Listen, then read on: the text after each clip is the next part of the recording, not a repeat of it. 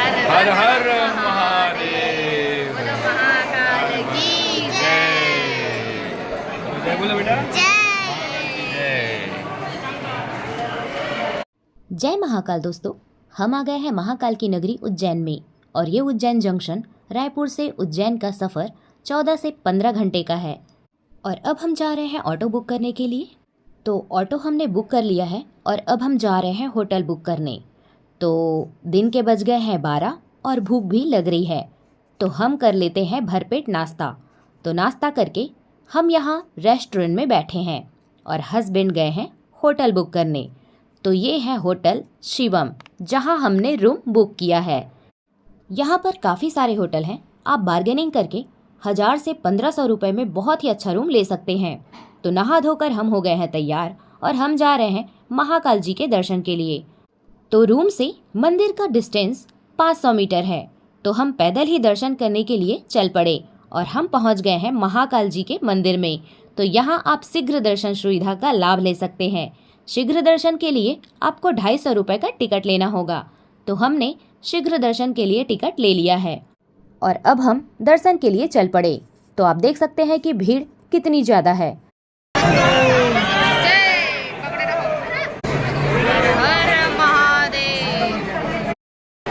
हर हर महादेव। बोलो महाकाल की जय। जय बोलो बेटा। जय। तो फाइनली भगवान श्री महाकाल जी के दर्शन का सुख हमें प्राप्त हो गया है। तो दर्शन के बाद मंदिर का प्रांगण आप देख सकते हैं। तो अब हम जा रहे हैं बड़े गणेश जी के मंदिर।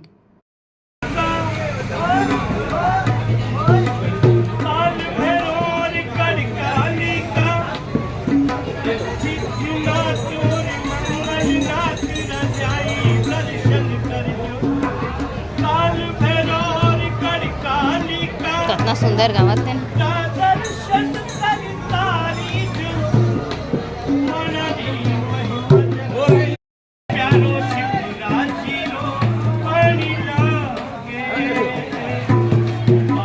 बड़े गणेश जी के प्रांगण में बाबा जी की बहुत ही सुंदर आवाज में मधुर गीत सुनकर हम और आगे बढ़ते हैं।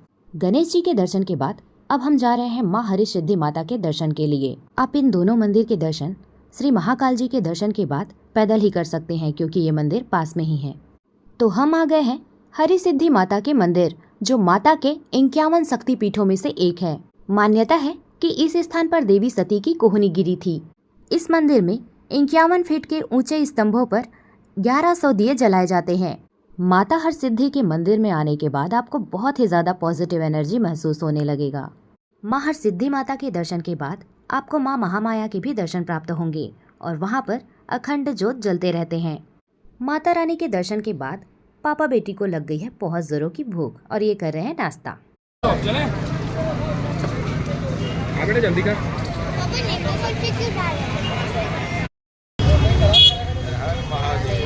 जय महाकाल।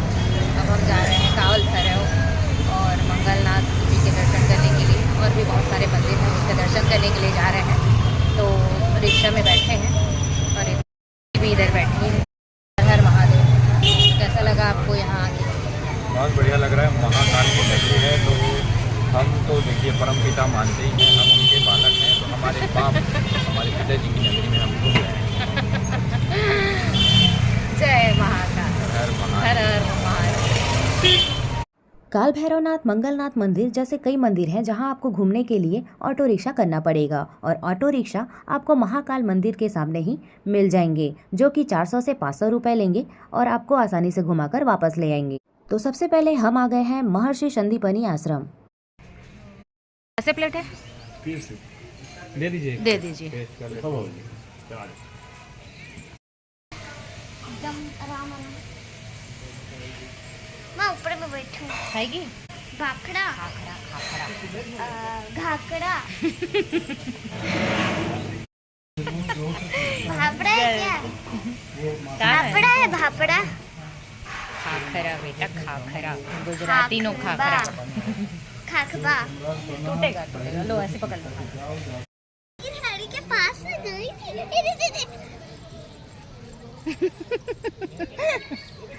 वही तो, उसी के पास तो खेल रही थी ये। अच्छा। गिलहरी के साथ। हाँ पकड़नी। राजी हो।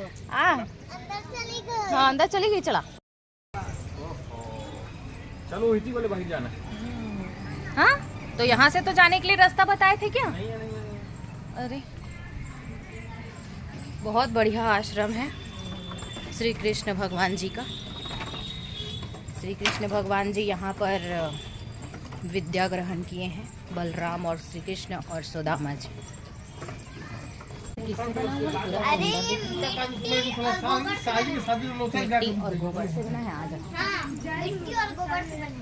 पापा बता रहे हैं। जय हो गजानन महाराज। खुशी रहो भी। और अब हम आ गए हैं मंगलनाथ जी के दर्शन के लिए मंगलनाथ मंदिर। मंगलनाथ जी का मंदिर शिप्रा नदी के किनारे बना है और यह मंदिर मंगल दोष निवारण पूजा के लिए प्रसिद्ध माना जाता है। इस मंदिर में देश से ही नहीं बल्कि विदेशों से भी लोग अपनी कुंडली के मंगल दोष के निवारण के लिए आते हैं। और अब हम आ गए हैं काल भैरव जी के दर्शन के लिए।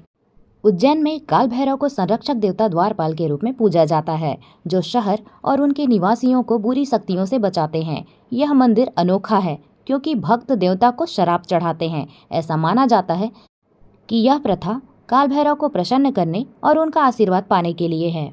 काल भैरव के मंदिर में काफी लंबी लाइन लगानी पड़ती है क्योंकि इस मंदिर में भीड़ ज्यादा होते हैं और यहाँ दर्शन 1 से 2 घंटे में पूर्ण होती है।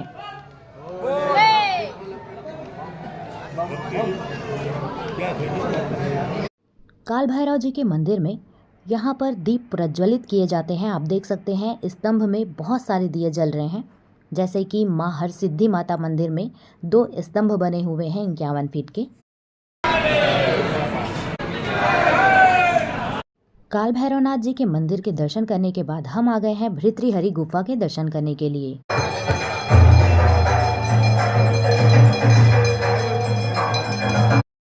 और भृतहरि गुफा मंदिर में गौशाला बनाई गई है जहां गौ माता की सेवा की जाती है।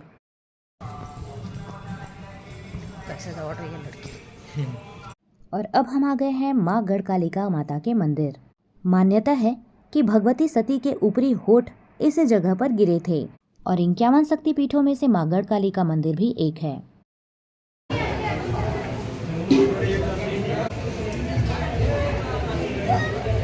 और अब हम पहुंच गए हैं स्थिर मन गणेश मंदिर में। मान्यता है कि भगवान श्री राम जी जब अवंतिका नगरी में पधारे थे तब मन की स्थिरता और शांति के लिए सीता माँ के कहने पर भगवान श्री राम जी ने श्री स्थिर मन गणेश एवं भगवान श्री लक्ष्मण द्वारा श्री चिंताहरण गणेश की स्थापना स्वयं अपने कर कमलों द्वारा की गई है। इनके दर्शन से मन की शांति और मन की चिंताओं से मुक्ति मिलती है। सभी मंदिरों में दर्शन करने के बाद अब हम जा रहे हैं अपने होटल, अपने रूम में। तो रूम में थोड़ी देर फ्रेश होने के बाद हम जाएंगे महाकाल कॉरिडोर, आपको दिखाएंगे ज़रूर, तो वीडियो में बने रहिएगा। और महाकाल कॉरिडोर में हम करेंगे महाकाल जी के अनेक रूपों के दर्शन। तो फाइनली अब हम पहुंच गए हैं महाकाल कॉरिडोर और यहाँ रात में नज़ारा बहुत ही मनमोहक होता है। तो हम एंटर कर चुके हैं महाकाल कॉरिडोर में और आप देख सकते हैं यहाँ का शानदार नज़ारा। देखिए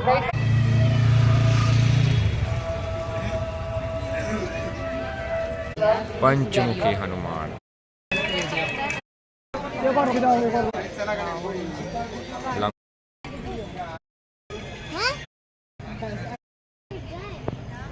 तो आप देख सकते हैं कि ये बहुत बड़े एरिया में बना हुआ है और बहुत ही सुंदर और मनमोहक है यहाँ का नज़ारा।